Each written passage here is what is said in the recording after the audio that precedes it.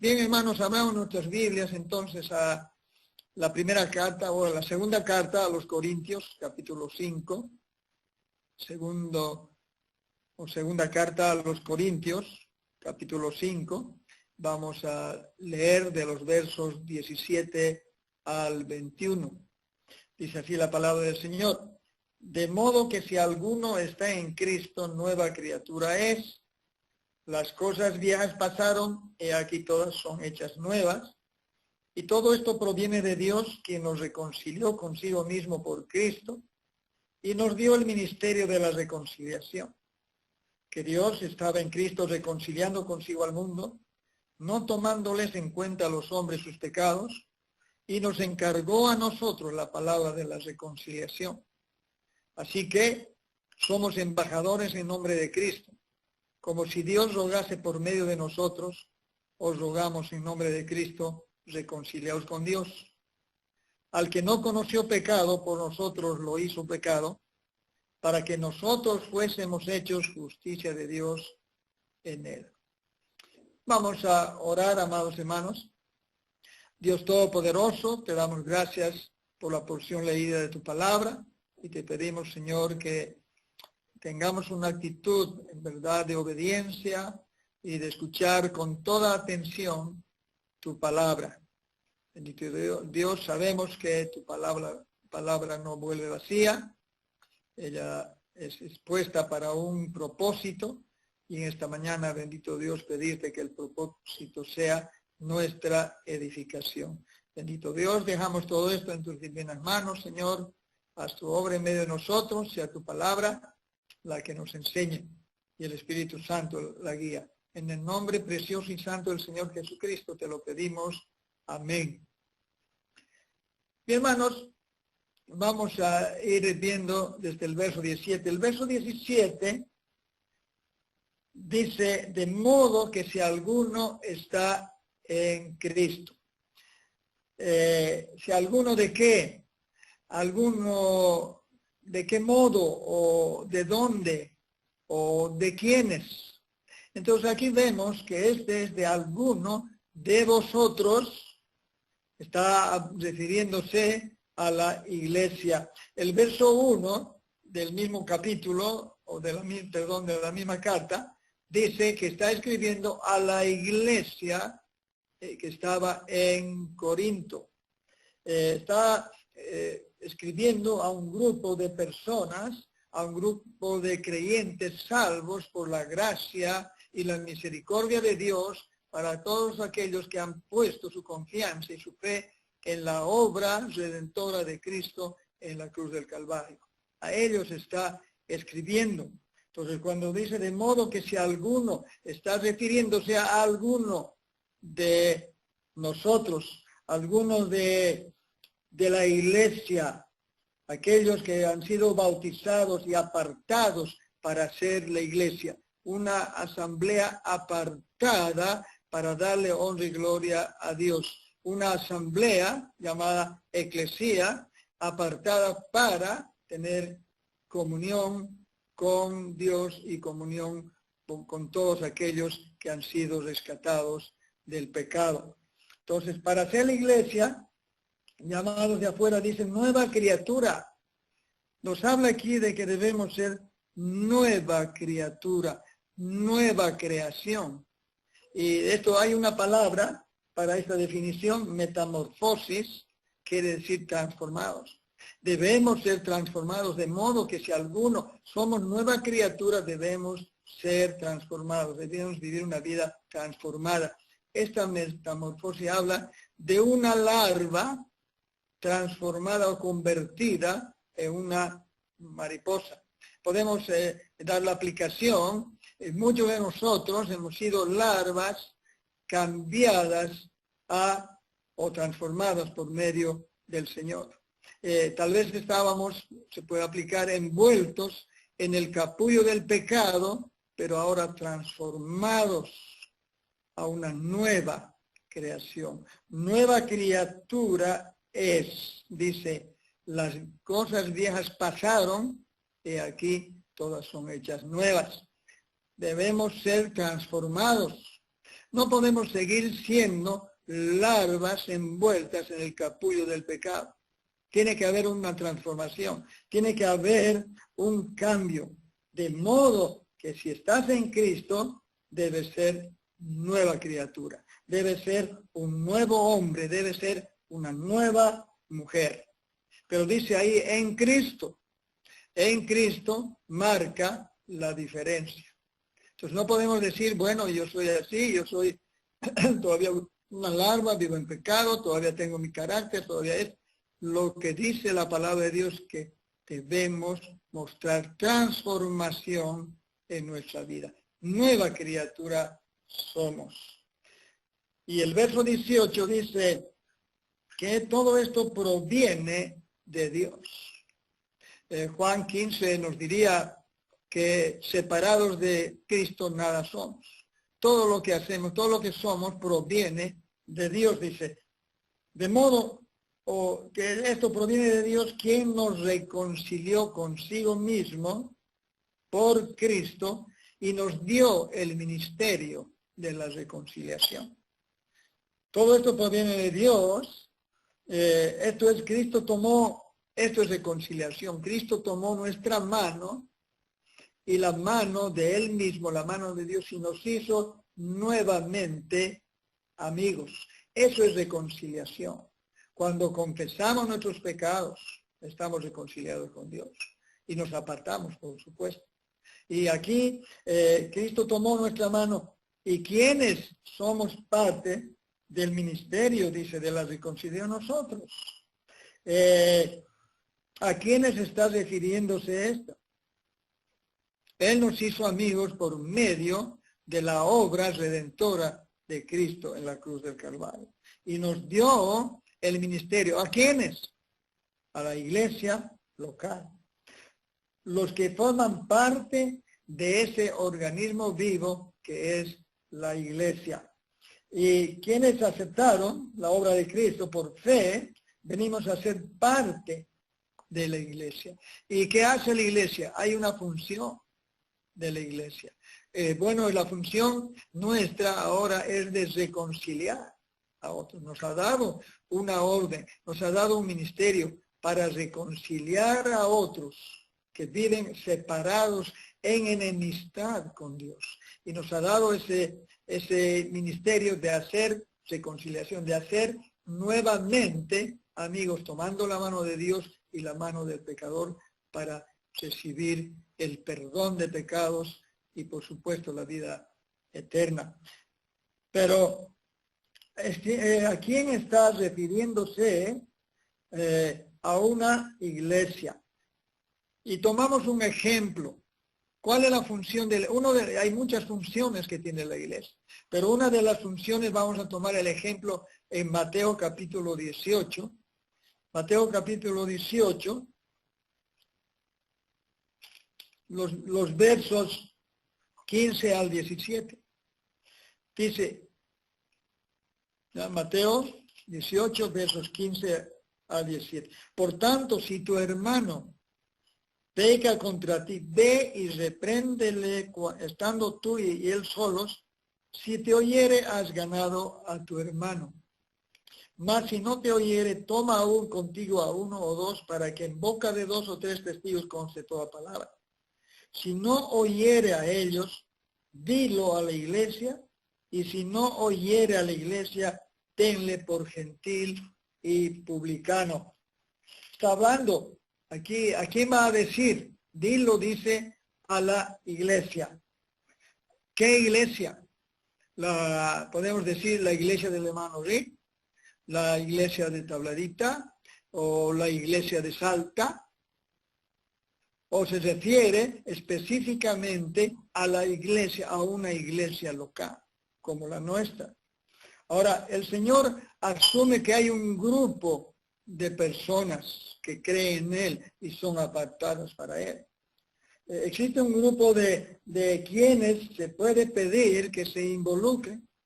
Aquí dice que, oigan, dilo a quién vamos a decir las cosas en este sentido de disciplina, a la iglesia local. Ahora, ¿a quién vamos a dice el contexto aquí que está hablando de disciplina. ¿Quién va a disciplinar? ¿Por medio del Facebook? ¿Por medio del YouTube? ¿O se refiere específicamente a la iglesia local? Para que todos se enteren, vamos a poner el pecado de este hermano, sorprendido en pecado o alguien que esté en pecado, vamos a poner en el Facebook para que todo el mundo se entere.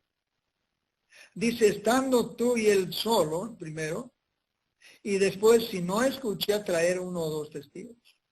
Y si no escucha esto, traerlo y dilo a la iglesia, a ese cuerpo de Cristo. Y en otras palabras, hermanos, a la iglesia local. El Nuevo Testamento, hermanos, asume que hay un grupo de personas que son parte de la iglesia local. Vamos a tomar otro ejemplo. Primera Timoteo, si vamos a Primera Timoteo capítulo 5, versos 9 y 10. Dice, está hablando, no sea puesta en la lista, dice, solo la viuda no menor de 60 años que haya sido esposa de un solo marido, que tenga testimonio de buenas obras, se ha criado hijos, se ha practicado la hospitalidad, se ha lavado los pies de los santos, se ha socorrido a los afligidos, se ha practicado toda buena obra. Hermanos, aquí está dando un ejemplo de la función de la iglesia local. ¿A qué viudas se refiere? ¿A las viudas de todo el país? ¿A las viudas de Santa Cruz, de toda una ciudad? ¿A las viudas de todo Tarija? ¿Quién puede dar el testimonio de una vida? Es la iglesia local, es el grupo de personas que pertenecemos a este cuerpo de Cristo, a esta iglesia local. Entonces, ¿quién puede ver el testimonio, hermanos? La iglesia que oye y habla, dice aquí, no podemos excluir a alguien que no está incluido dentro de la iglesia. No podemos hacer esto a otras personas que ni siquiera son parte del cuerpo de Cristo, de la iglesia local. Podemos ser de varias iglesias de varios lugares, pero aquí, ¿quién puede dar testimonio de la vida? Dice la iglesia. Entonces, la función que quiero mostrarles es que la iglesia local tiene ciertas funciones que solo le compiten a la iglesia local. Y dice a la iglesia local, el verso 19, si volvemos ahí a 1 Corintios 5, o 2 Corintios 5, el verso 19 dice, que Dios estaba en Cristo reconciliando consigo al mundo, no tomándoles en cuenta sus pecados. Y nos encargó a nosotros la palabra de la reconciliación. Aquí nos encargó a la iglesia local. Hoy en día hay enseñanzas que se salen del contexto bíblico. Escuchaba un pastor, dice, bueno, ahora hay la iglesia virtual. Esto no es un contexto bíblico. La iglesia virtual. Está hablando aquí de una iglesia, de un cuerpo. ¿A quién va a ayudar? ¿A qué hermano puedes apoyar? ¿Qué hermano caído puedes apoyar? ¿A qué hermano necesitado? ¿Dónde vas a dar tu ofrenda, que es mandamiento? ¿Qué vas a hacer? ¿A quién? ¿Al Facebook? ¿A una plataforma virtual? Se está hablando, aparte, hermanos, de lo que enseña el Nuevo Testamento, nos enseña que hay una iglesia local. Y ahí nos apoyamos, ahí oramos unos por otros, ahí somos parte del ministerio de reconciliación. Entonces, esto es lo que estamos viendo. Y a nosotros nos encargó la palabra de la reconciliación, a nosotros que somos parte de la iglesia. Y el verso 20 nos hace un ruego, dice, así que somos embajadores en nombre de Cristo, como si Dios rogase por medio de nosotros, os rogamos en nombre de Cristo, reconciliaos con Dios. Reconciliaos con Dios. nos dio a nosotros el ministerio. Por eso, hermano, ya no podría decirte, ya no sigas pecando. Seas reconciliado con el Señor, a Él no le gusta el pecado, no tolera el pecado. Te ama, eres un pecador amado por Él, pero no tolera tu pecado. Entonces, tenemos nosotros que reconciliarnos con Él. Ya no debemos seguir viviendo en pecado. Esto nos dice, cambia, ya no engañes, ya no mientas, solo debes tener mirada para tu esposa y no para otra. Debes amar a tu esposa y esposa debes respetar a tu marido. Estas cosas son mandamientos a la iglesia. Os rogamos por la misericordia que nos reconciliemos con Dios. Por esto es el énfasis aquí, hermanos, de hacer que seamos sujetos a la iglesia local donde podemos reconciliarnos con Dios y tener ese ministerio de reconciliación con otros. Que podamos exhortarnos unos a otros, que podamos orar unos por otros. Y esto es dentro de esto que ha puesto en nosotros, que ha puesto a la iglesia aquí, para que podamos tener ese ministerio. No es una plataforma por allá. Oh, hermanos, aquí hay algunas cosas que dice, si tenemos, ¿a quién vas a sujetarte, hermano? Si hay una iglesia virtual, ¿a quién te sujetas? La palabra de Dios nos dice, sujetaos a vuestros pastores, porque ellos velan por vuestras almas. ¿Por qué almas va a velar un pastor? Vela por las almas de, qué sé yo, de Cochabamba. El trabajo que me ha puesto el Señor es velar por vuestras almas. Velar por las almas de esta iglesia local, de este pequeño grupo de personas que creen en el Señor Jesucristo y confiesan su fe y se sujetan a este modo de doctrina para que podamos ser obedientes al mandamiento de hacer que cada uno se reconcilie con Dios. Así que somos, dicen, embajadores, como si Dios rogase por medio de nosotros. Y os rogamos, dice, en el nombre de Cristo, reconciliar con Dios. En otras palabras, hermanos, debes vivir una vida que agrade a Dios. Debes vivir una vida apartada del pecado. Debes vivir una vida reconciliada con Dios. Que seas amiga, amigo de ese Dios que murió por ti y que te ama. Entonces, hermanos, es importante ver este concepto, este punto. Hoy en día, hermanos, hay varios falsos maestros que enseñan cosas que se salen del verdadero contexto de la palabra de Dios. Entonces, dice aquí, en este punto que vamos a tocar ahora, en el punto 21, verso 21, dice, al que no conoció pecado, por nosotros lo hizo pecado, para que nosotros fuésemos hechos justicia de Dios en él. Aquí quiero hacer un énfasis en este texto, hermanos. Dice, leamos el texto, dice, por nosotros hizo pecado, el que no conoció pecado. En este punto, hay quienes enseñan hoy en día, malinterpretando el pasaje, que Cristo se hizo pecador. Es que se usa esta doctrina falsa porque no se interpreta o no se usa la hermenéutica. A propósito, la hermenéutica es lo que nos enseña, es la ciencia de la interpretación de un texto o de la palabra de Dios. Y a propósito, hermanos, hace mucho tiempo avisé que íbamos a hacer un estudio de hermenéutica. Y algunos lo hicieron, y déjame decirte, exactamente 6 hermanos lo hicieron. Y los demás, bueno, si podemos ver aquí un punto, hermano, no te has sujetado a la autoridad de tu pastor. Si tu pastor te ha dicho, vamos a hacer un estudio, debes decir, amén, hagámoslo. Entonces no lo has hecho, puede ser, tal vez no te da la gana de hacerlo, y esto no es sujeción a tu pastor. Eso y no sujetarte, hermano, hermana, es pecado. Pero hermanos, vamos a salir de esto. La hermenéutica tiene para interpretar algún texto. Y aquí en este punto es muy importante, hermanos, conocer.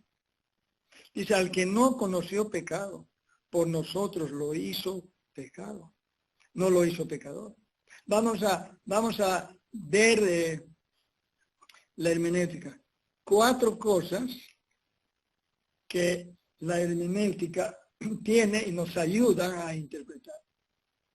Entonces, vuelvo a decir que la hermenéutica es la ciencia que nos ayuda a interpretar la palabra de Dios. Y 4 cosas. Una, la gramática. La gramática es del idioma escrito, en lo que se ha escrito la palabra de Dios. Podemos ver la gramática del hebreo, la gramática del griego, es un punto importante. El otro punto, historia, la historia, en el tiempo donde se escribió, el contexto, esto es lo que hemos aprendido también en nuestro estudio, que hay un texto, que tú sacas un texto, pero todo el contexto de la palabra de Dios es aplicable aquí. El texto. Y la cuarta es la función.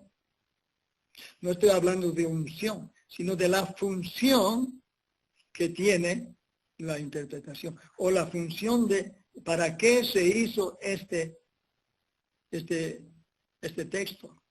Entonces vemos aquí, hermanos, tomando en cuenta estas 4 cosas, dice el texto, fue hecho pecado. La función o el verbo, la función es que fue hecho una ofrenda por el pecado. Él se entregó a sí mismo como ofrenda por el pecado. Él no conoció pecado y por nosotros fue hecho pecado en la cruz. Podemos decir, es el Cordero de Dios que quita el pecado del mundo. El Antiguo Testamento, usando la gramática, la palabra en el Antiguo Testamento era cubrir el pecado. Rociar con la sangre de un cordero sin defecto era para cubrir el pecado. Pero si usamos la gramática en el Nuevo Testamento, hermanos, es la palabra levantar o quitar el pecado. Por eso Juan decía, he ahí el Cordero de Dios que quita el pecado del mundo. Entonces es muy importante, hermanos, entender, para que ninguna doctrina como ellos dice, bueno, Cristo entonces hecho pecador. En ninguna manera Él nunca pecó. Él es impecable. Y otra cosa que podemos ver, el contexto, no conoció pecado. Es el contexto de toda la palabra de Dios. Él no conoció pecado. Nunca pecó. Ahora la gramática nos enseña que la palabra conocer tiene dos aspectos. Uno, el primer aspecto es conocer por experiencia. Y el segundo, conocer teóricamente. Ahora, el Señor no experimentó nunca pecado, porque nunca pecó. Pero Él conocía el pecado. Y Él te conocía de tanto que Él ve tu corazón, aunque Él no practica, no conoce el pecado por experiencia, porque nunca pecó. Y si podemos ir a Juan 8:46, si podemos ir a la cita ahí, Juan 8:46, hermano Miguel, que esto nos va a aclarar este punto. Juan 8:46. Dice, ¿quién de vosotros me redarguye de pecado? Entonces a él no podían redarguir, no podían decirle que ha pecado. Él no puede pecar, porque es Dios hecho carne. Fue teóricamente, conocía el pecado. Por nosotros se hizo pecado. Fue a la cruz del Calvario y llevó ahí todos nuestros pecados. Pero Él no hizo pecado. No estaba ahí convertido en un pecador. Entonces, esta enseñanza, hermanos, debe poner en nuestro corazón que Él tenía una vida perfecta, sin mancha, sin contaminación. Por eso es el Cordero de Dios que quita el pecado del mundo. Y Él quita nuestro pecado. Así que, hermanos, eso es lo que nos ha dado a la iglesia local, que seamos nosotros embajadores de la reconciliación, que tengamos ese ministerio de decir que el único sin pecado por nosotros se hizo pecado y fue a la cruz del Calvario a morir en nuestro lugar. Porque de tal manera te amó. Oh, hermanos, es muy importante. Él tenía una vida perfecta, sin mancha.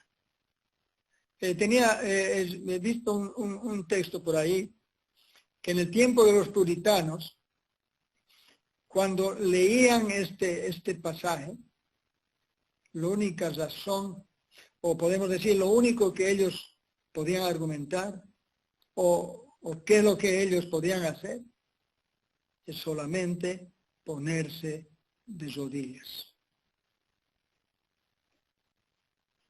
Porque estaba hablando de una verdad tremenda, que debe poner en nosotros el deseo de tener un ministerio, y ese ministerio de la reconciliación. ¿Cuántas personas están en este mundo? Y especialmente hoy en día con este asunto de la pandemia, desesperados, sin esperanza, llenos de temor. Y solamente a nosotros, dice, a la iglesia local nos dio el ministerio de la reconciliación. Reconciliados con Dios, dice el texto. Y que el Señor en verdad nos ayude a vivir una vida de triunfo. Hemos empezado el texto diciendo, de modo que si alguno está en Cristo, nueva criatura es. Las cosas viejas pasaron y aquí todas son hechas nuevas. Hermanos, tiene que haber una transformación. Ya no sigas siendo la larva envuelta en tu capullo de pecado. Tienes que salir de ahí, tienes que ser una crisálida, tienes que ser una mariposa, tienes que demostrar y mostrar al mundo que eres una nueva criatura, que eres transformado por el Señor, por su Espíritu Santo. Que Dios nos ayude, hermanos amados. Que el Señor bendiga su palabra y nos ayude a tener una vida de triunfo y de reconciliación con Él como una nueva creación. Que Dios te bendiga. Amado hermano, vamos a tener un tiempo de oración. Padre bendito, Dios Todopoderoso, te damos gracias por tu palabra. Te damos gracias porque podemos con toda libertad abrirla, escudriñarla y aprender de ella. Pero bendito Dios, ayúdanos a poder interpretar conforme a lo que tú quieres. Bendito Dios, hay sistemas, hay una ciencia en la cual podemos interpretar tu palabra. Pero que sea el Espíritu Santo en verdad que nos guíe a todo conocimiento y a toda la verdad. Como dice en la epístola a Pedro, antes crecer en el conocimiento y la gracia de nuestro Señor Jesucristo, por quien oramos en esta mañana y en su nombre, bendito y santo decimos amén.